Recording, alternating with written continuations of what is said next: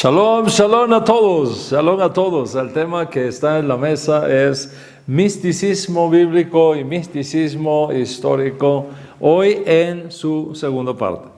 Esta clase viene dada dentro del tema general que marca esta masterclass abierta para todos sobre la reencarnación, mito, realidad, es decir, la reencarnación desde una perspectiva bíblica.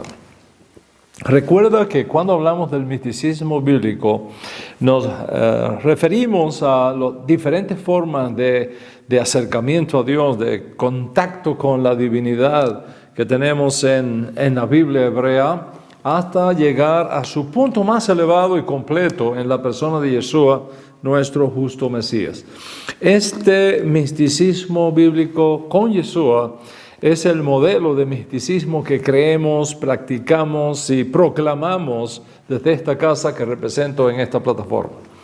En el misticismo que deseamos que tú descubras también, es el misticismo que anhelamos que experimentes también, de modo tal que cuando te encuentres con otras voces y con otros modelos, sepas detectarlo y no dejarte mover del modelo que te presentamos y te proponemos en esta casa, porque créeme, el que tenemos es el auténtico misticismo bíblico y no queremos que te dejes arrastrar por copias, plagios, muchas veces malintencionados, simplemente para esquivar el tema de Yeshua como Mashiach. Yeshua, mis amigos, no es un sadik más. Es el sadik de los sadikim. No hay otro camino seguro de acceso a Dios, de encuentro con Dios, que el que nos viene de la Torá, ahora elevada a su máxima expresión por la vida y enseñanza de nuestro sadik supremo, Yeshua HaMashiach, como establecen nuestros sabios netzaritas del primer siglo. Dios, habiendo hablado muchas veces y de muchas maneras en otro tiempo a los padres, por los profetas, en estos postreros días, nos ha hablado por el Mashiach, por el Hijo, a quien constituyó heredero de todo y por quien hizo el universo, el cual siendo el Zohar Kebodó, que es precioso, el Zohar Kebodó, el resplandor de su gloria y la imagen misma de su sustancia, y quien sustenta todas las cosas con la palabra de su poder, habiendo resultado en la purificación de nuestros pecados por medio de sí mismo, se sentó a la diestra de la majestad en las alturas. Así que antes que surgiera el Zohar del siglo XIII, de donde procede la Cábala en sentido general y la Cábala luriana en sentido particular, la forma más popular de lo que hoy día se conoce como misticismo judío, no bíblico, sino judío, es decir, como resultado del judaísmo talmúdico, académicamente hablando, antes del Zohar de la España sefardí, teníamos ya desde el primer siglo el Zohar Kebodó del misticismo bíblico, empoderado ahora por la vida y enseñanza de nuestro Rabbi Yeshua. Por tanto, este segundo Zohar, que surge 12 siglos después de Yeshua, y la Cábala luriana, 14 siglos después de Yeshua, no es el Zohar Kebodó del misticismo bíblico que te estoy hablando. Es un sistema posterior, muchas veces imitador, un plagio teológico y místico que procura soslayar a Yeshua, esquivar a Yeshua y presentar otra alternativa de encuentro con Dios sin Yeshua, sin el código real, y en la práctica, sorpréndete, y en la práctica sin la Torah, como te voy a demostrar. En otras palabras, el Zohar del siglo XIII y la Cábala luriana del siglo XVI, que procede de ese Zohar, es un sistema que subvierte la Torah, reemplaza el sistema expiatorio establecido en la Torah, procura esquivar a Yeshua y el misticismo bíblico propuesto por Yeshua con un misticismo judío extraño al misticismo bíblico. Dicho de otra manera, la Cábala luriana a la que estoy haciendo referencia hoy es una imitación del misticismo bíblico que toma su máxima expresión en la vida de nuestro Rabbi Yeshua. Mis amigos, la propuesta del Zohar de Moisés de León, surgido en España, siglo XIII, y que se convierte en el proto-cabalismo que luego alcanza su máxima expresión en la cábala luriana y que utiliza el modelo de la reencarnación de almas, de la rotación de almas, de la impregnación de almas. Es una negación del modelo bíblico de expiación y un plagio del misticismo bíblico propuesto por Yeshua como Mashiach. Y debido a la importancia que esto tiene para tu fe, para tu bien espiritual, voy a mostrarte cómo esta propuesta intencionalmente humilla la Torá. Y no hace otra cosa que procurar reemplazar a Yeshua, soslayar a Yeshua, ofreciendo un sistema de acercamiento a Dios completamente diferente para engañar, si fuese posible, a los mismos escogidos. Te vas a sorprender de cómo una imitación de Yeshua está envuelta en este modelo y cómo ese modelo no ha tenido ni tiene la aprobación del cielo, no tiene tampoco la certificación de la Torá. Te propongo entonces venir hoy conmigo y analizar juntos cómo la Kabbalah, que procede del Zohar del siglo XIII, no es otra cosa que un sistema que intenta reemplazar a Yeshua y al misticismo de la Biblia hebrea por un modelo que tiene el potencial de destruir tu fe, desligarte de la Torá y de Yeshua, mediante un misticismo que tiene la apariencia de piedad, pero que en el fondo niega su eficacia. En primer lugar, la Kabbalah y su dogma de la reencarnación erróneamente coloca, por ejemplo, a los planetas y los astros del universo como la fuente suprema de influencia en los seres humanos. Piensa en esto. Si no es Dios, sino los planetas, los astros, los que determinan el temperamento del cuerpo humano, ¿por qué entonces someter el alma al riesgo de entrar en un cuerpo con un temperamento tan malo, sino peor que el que tenía antes? ¿No sería más conforme a la misericordia de Dios tomar en consideración la debilidad del cuerpo y perdonar el alma a la vez? Esto es precisamente lo que propone la Torá, pero niega la Cábala. La Torá promete, sobre la base del arrepentimiento, expiación de los pecados del hombre por medio del sistema levítico ordenado a través de Moisés, y promete también, sobre la misma base de la Teshuvah, el perdón de los pecados que no pueden ser expiados por la ley de Moisés, mediante la fuente segura de expiación que viene por el Goel prometido a Sion, que no es otro que Yeshua, nuestro Mesías sacerdotal. Todo este modelo propuesto por la Torá es negado en la propuesta de expiación de pecados que sugiere el Zohar y la Kabbalah que surge del Zohar. Piensa en esto. Si la propuesta del Zohar fuese cierta, y no lo es, pero aceptando que sea cierto por el bien del argumento, si la propuesta del Zohar fuese cierta, entonces, enviar el alma de un hombre que murió joven a otro cuerpo sería hacerle correr el riesgo de perder las ventajas que había adquirido en su cuerpo anterior. Y por otro lado, ¿por qué enviar el alma del impío a otro cuerpo para castigarla aquí abajo? ¿Habría algo que impidiera que Dios la castigara mientras estaba en su primer cuerpo? ¿Qué sentido lógico tiene que hiciste lo malo, te moriste y ahora eres enviado a otro cuerpo, una nueva vida, y sufres en esta nueva vida para pagar lo malo que hiciste en la previa?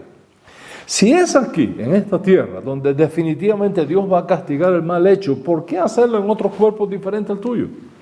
¿Cuál es la razón de hacer sufrir 2 cuerpos, 3 cuerpos y hasta 613 cuerpos distintos por cada 613 reencarnaciones propuestas por el Zohar?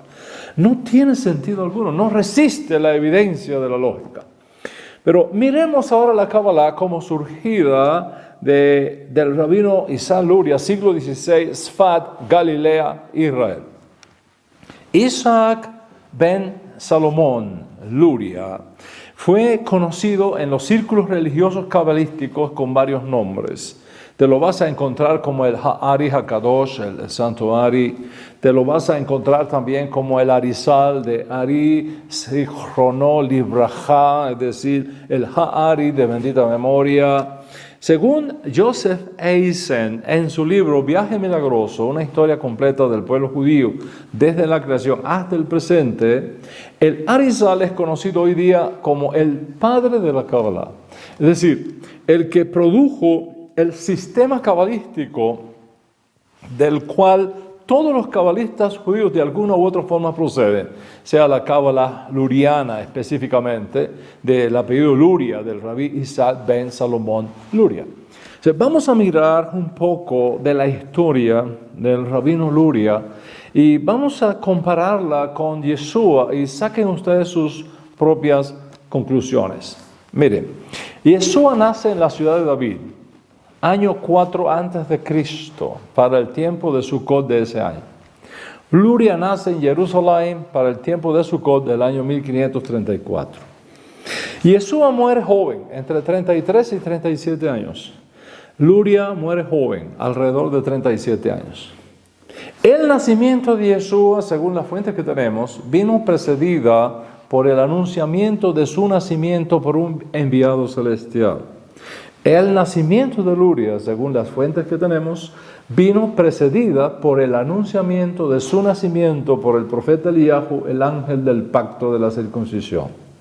El nacimiento de Yeshua fue sobrenatural, el nacimiento de Luria fue sobrenatural.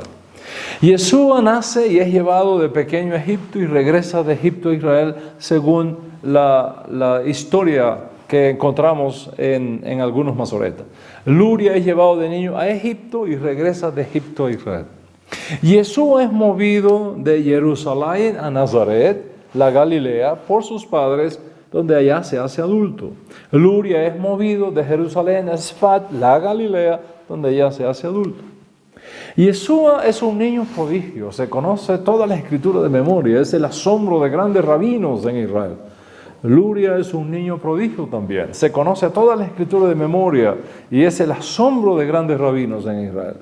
Yeshua esconde todo el tiempo sus credenciales mesiánicas, Luria esconde todo el tiempo sus habilidades cabalísticas.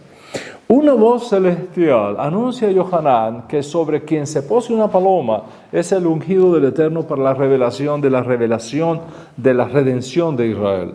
Una aparición celestial le anuncia a un rabino que sobre quien sea precedido por una columna de nube será el nuevo líder espiritual ungido por Dios para la revelación de los secretos de la Kabbalah. Una paloma se posa sobre la cabeza de Yeshua, sobre los hombros de Yeshua, y ahora es sabido que Él es el ungido del Eterno para traer la revelación de la redención al pueblo judío. Una columna de nubes vista por Luria, y ahora es sabido que Él es el que trae la nueva revelación de la Kabbalah al pueblo judío. De Yeshua fue dicho, si se fueran a escribir todas las cosas que dijo e hizo, no cabrían en el mundo los rollos que tendrían que ser escritos.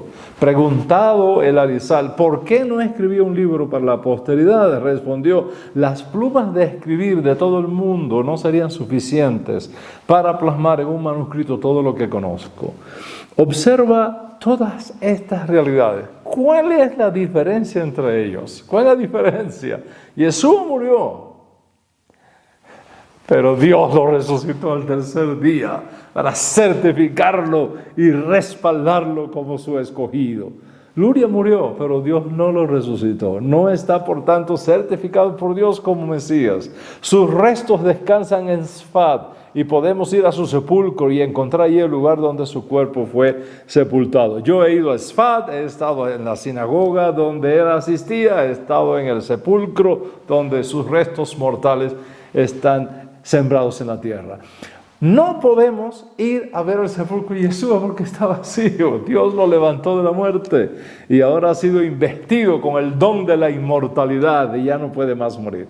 Basta conocer la historia de Yeshua y luego la historia de Luria para ver que estamos en presencia de un auténtico Mesías frente a un fallido Mesías. O sea, ¿cuál es la propuesta de Luria, el padre de la Cábala contemporánea? Esta es la teoría luriana. Partiendo de la idea de que lo que se conoce como metempsicosis y su variante, la reencarnación, todo lo cual subsiste en las páginas del Zohar del siglo XIII, la teoría luriana es más un tratado de psicología aplicada que una teoría religiosa. En parte de la siguiente propuesta: todas las almas destinadas a la raza humana fueron creadas junto con los diversos órganos de Adán. Así como hay órganos superiores y hay órganos inferiores, así hay almas superiores e inferiores, según los órganos con los que se acoplan respectivamente.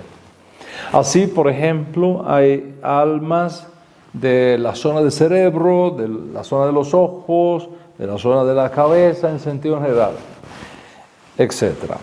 Cada alma humana es un nizaz, es una chispa de Adán.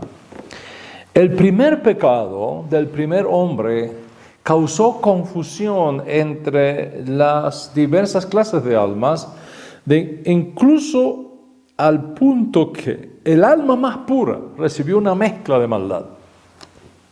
En ese estado de confusión que da luz al impulso continuo hacia el mal, ese estado de confusión va a concluir con la llegada de Mashiach ben David, quien va a establecer una nueva base de redención, donde la inclinación al mal será totalmente erradicada de la experiencia humana. Hasta que llegue el Mashiach ben David, el alma del hombre, a causa de sus deficiencias, no puede regresar a su fuente y por lo tanto tiene que vagar no solo a través de los cuerpos de los hombres, sino también a través de las cosas inanimadas. Si las buenas obras de un hombre pesan más que las malas, su alma pasa a un cuerpo humano. Si las malas obras pesan más que las buenas obras, entonces su alma va a pasar a un animal. Por ejemplo, el incesto hace que el alma pase al cuerpo de un animal inmundo. El adulterio hace que el alma pase al cuerpo de un asno. Crueldad con los pobres hace que pase al cuerpo de un cuervo. Y así sucesivamente. La principal diferencia entre el paso del alma a un cuerpo humano y su transmigración a un animal o a un objeto inanimado consiste en que en el primer caso el alma ignora su transmigración, mientras que en el segundo es plenamente consciente de su degradación y sufre cruelmente por ello. Es decir, si un alma encarna en una persona, no recuerda nada de su vida pasada, pero si encarna en un asno, lo recuerda todo, y entonces su sufrimiento es mayor. Les voy a contar una experiencia de un testigo ocular con Isaac Luria. Se trata del testimonio de Moshe Galante. Moshe Galante, rabino de Sfat, relata que una vez acompañó a Isaac Luria para orar en la tumba de Yehuda ben Eli. Al acercarse al lugar, notó que en una de las ramas de un olivo que crecía cerca de la tumba, un cuervo emitía su graznido sin cesar. ¿Conocías, preguntó Luria, a Shabbatai, el recaudador de impuestos de Sfat? Yo lo conocí, respondió el rabí Galante. Era un hombre muy malo, mostraba una crueldad enorme con los pobres que no podían pagar los impuestos. Luria le dijo, ese cuervo contiene su alma. Esa es la percepción, esa es la idea, esos son los postulados. Es decir, la Cábala, incluso hoy día, está llena de estas ideas, está llena de estos conceptos que nada tienen que ver con la revelación que tenemos sobre este asunto en la Torah. Otro fundamento de la Cábala es el de la impregnación de las almas. La idea de impregnación de las almas no es otra cosa que reemplazar la idea de unión con Yeshua como experiencia de redención, perfección y santificación. Yeshua dijo, sin mí nada podréis hacer. Sin mí nada podéis hacer. la Cábala propone algo diferente y sustitutivo de Yeshua. Vamos a mirar estas cosas.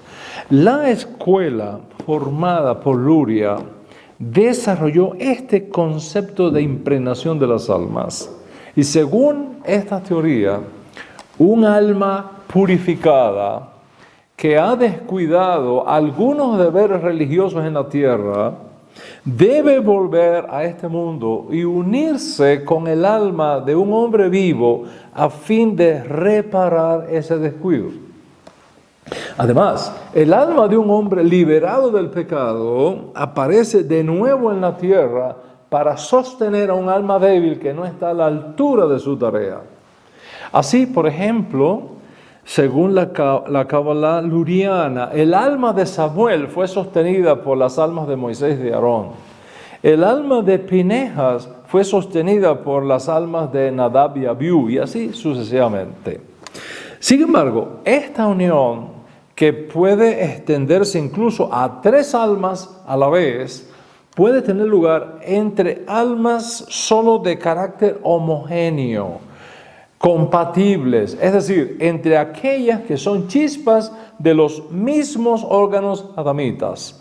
Por ejemplo, solamente se da si todas las almas son de la cabeza de Adán, o si son de los brazos de Adán, o si son de las piernas de Adán. Pero si hay un alma de la cabeza y de otra que procede del brazo, de las piernas, entonces eso no se puede dar. O sea, ¿cómo vemos esta teoría? Niega la función sacerdotal de Yeshua como Mesías. Pero hay más. ¿Cómo explica la Cábala luriana la dispersión de Israel, el exilio de Israel? De nuevo reemplazando a Yeshua como fuente de expiación para el mundo. Para la Cábala luriana, la forma como Dios salvará al mundo será por medio del exilio judío. En otras palabras, la dispersión de Israel, el Israel que es enviado al exilio, tiene como objetivo la salvación del hombre, según la Cábala. O sea, el pueblo judío es el redentor del mundo, no el Mesías, el pueblo judío. O sea, ¿cómo funciona esta teoría? Funciona de la siguiente manera.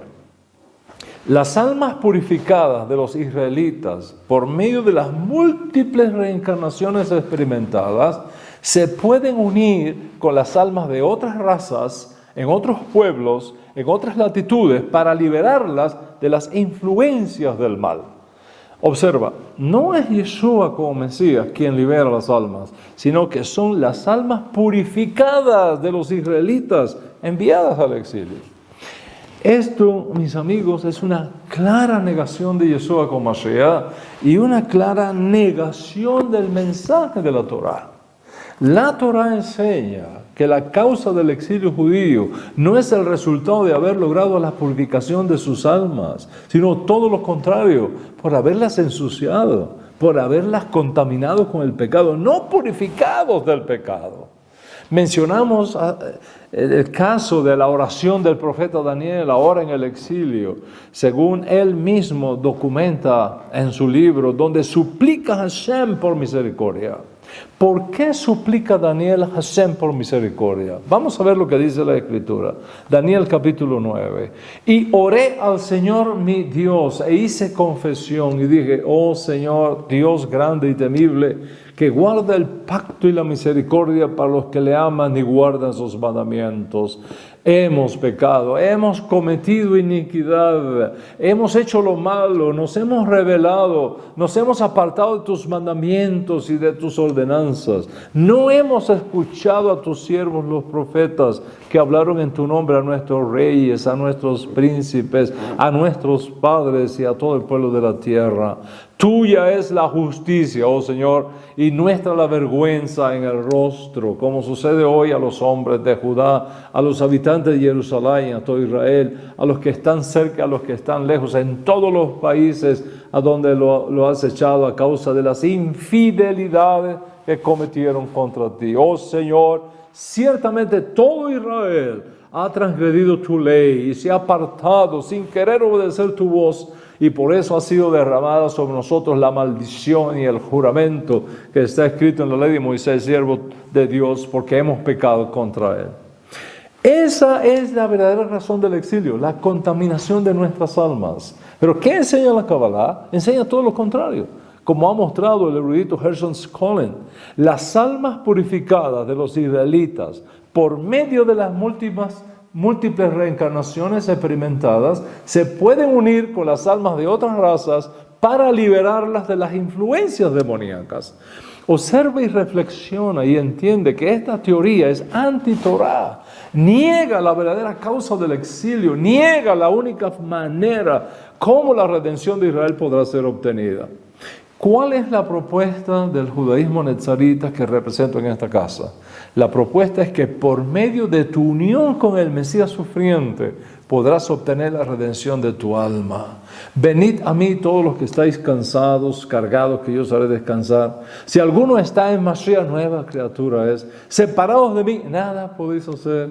Yo soy la puerta, el que por mí entrare será salvo. Quien no tenga una porción del Espíritu de Mashiach no podrá entrar al mundo por venir. Pero si una porción del Espíritu de Mashiach mora en ti, el que resucitó a Yeshua también te va a resucitar a ti en el día postrero. Mis amigos, la Kabbalah niega totalmente esto, niega a Yeshua, niega la propuesta de redención de Dios para la purificación de nuestros pecados y reemplaza el sistema expiatorio de la Torah por uno extraño. Y aquí, mis amigos, no podemos engañarnos, so pena de experimentar la más grande frustración en el día postrero, que no hay otro nombre bajo el cielo dado a los hombres por el cual podamos ser salvos. Y ese hombre asignado y certificado por Dios es Yeshua, nuestro justo Mesías, y nadie más. Feliz el pueblo que entienda esto. Feliz el pueblo que no cambia ni reemplaza la fuente de expiación segura dada por nuestro Dios. Feliz el pueblo que no sustituye su unión con Yeshua con ninguna otra unión espuria y que se mantiene firme en la Torah, en los profetas de la Torah y bien unidos en espíritu con nuestro justo Mesías Yeshua para recibir a través de él la fuerza, la energía, la fortaleza, el influjo del poder de la resurrección, operando milagros cada día en nuestras vidas. Que esto sea así, que lo experimentes de esa manera, que ese Espíritu de Mashiach pase por tu casa y a través de él el Eterno sane tu familia, sane tus finanzas, te eleve en tu espíritu y puedas gustar de su gracia y de su misericordia. Shalom, amigos. Shalom.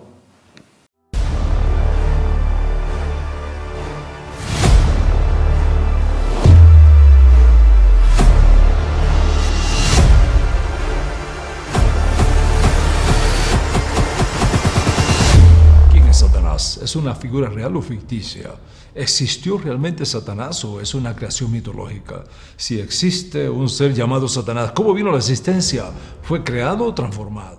¿Es cierto que Satanás era previamente un ángel de luz, un lucero de la mañana, que se rebeló contra Dios procurando darle una especie de golpe de estado a Dios y entonces fue echado de las alturas espirituales? ¿Es cierto que Satanás era previamente un serafín de gloria, dirigente como de una orquesta del cielo y el orgullo de su belleza le hicieron imaginar que podría usurpar el lugar de Dios y fue descubierto y condenado? ¿Es cierto que Satanás fue creado Satanás desde el principio para que actuara como un fiscal, como un acusador delante del trono celestial procurando destruir a los hombres? ¿Es Satanás el malo? ¿Es algo o es alguien? ¿Quién está detrás de toda esta agenda globalista que a todas luces se opone a todos nuestros principios de la Torah, destruyendo valores, proponiendo la creación de un nuevo orden mundial donde una élite gobernante sería la única que podría comprar y vender y el resto servir a sus intereses? ¿De dónde proceden todos estos movimientos que a todas luces procuran cambiar nuestros conceptos de familia, de persona, de nación, de fronteras, de humanidad? Hemos llegado al límite donde terminan todos nuestros principios y valores judeo-cristianos y se inicia una nueva edad donde solamente unos pocos tendrán el control de los muchos.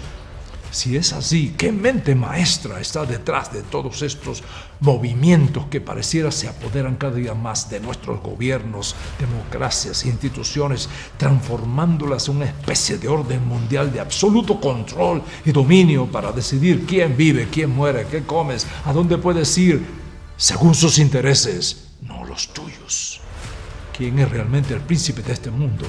¿Hay alguna manera de enfrentar estas fuerzas y sobrevivir a ellas de forma magnífica y exitosa? ¿Cuál deberá ser nuestra más importante línea de defensa contra estas huestes del mal? Yo soy Dan Ben-Gurion y este es mi Masterclass sobre Satanás, sus orígenes y su final.